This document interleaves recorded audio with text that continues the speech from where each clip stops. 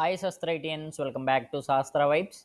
If you have received your Sastra's admission letter, congratulations, you are almost in. So there will be no chances for the sliding in the upcoming rounds who got admission letter. 99.99% this branch will be fixed for you. So relax and start preparing for your Sastra journey.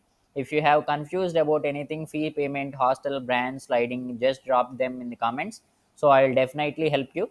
Stay tuned with Sastra Vibes, subscribe for more videos, and click on the provisional admission letter. It will redirect to the page.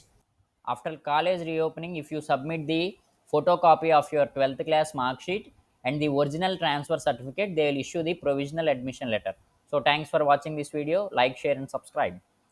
So regarding the first year classes, they will intimate in the website once the academic calendar is released. So I will inform them. So don't worry. So academic calendar will be released within 5 days. So stay tuned for Sastra Vibes. So I already scheduled a video for tomorrow.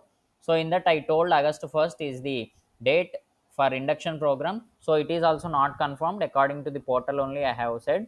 So wait for the academic calendar. Don't book your tickets.